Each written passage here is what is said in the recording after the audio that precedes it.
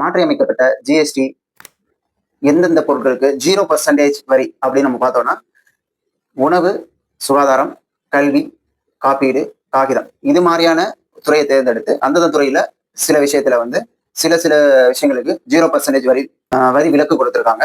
இப்ப நம்ம கல்வின்னு பார்த்தோம்னா கல்வியில பென்ஸ், எரேசர், ஷார்பனர், வரைபடங்கள் இது மாதிரியான பொருட்களுக்கு வரி விலக்கு அறிவிச்சிருக்காங்க. இப்போ உணவுன்னு பார்க்க போனீங்கன்னா பேக் செய்யப்பட்ட உணவுகள், அதாவது பேக் செய்யப்பட்ட உணவுகள் பிளஸ் பரோட்டா, சப்பாத்தி, பன்னீர், பீட்சா இது மாதிரியான பொருட்களுக்கும் வரி விலக்கு அறிவிச்சிருக்காங்க. சுகாதாரம் பார்க்க போனீங்கன்னா நிறைய மருந்துகள் பல நோய்க்கான மருந்துகளுக்கு வரி விலக்கு அறிவிச்சிருக்காங்க. அது மாதிரி புற்றுநோய் மருந்து சம்மந்தப்பட்ட மற்ற இதர நோய்களுக்கும் மருந்துகள் கொடுப்போம் இல்லைங்களா, அதுக்கு எல்லாத்துக்குமே வரி விலக்கு அறிவிச்சிருக்காங்க. அப்புறம் உடற்பயிற்சி செய்யற நிறைய பொருட்களுக்கு வரி விலக்கு அறிவிச்சிருக்காங்க.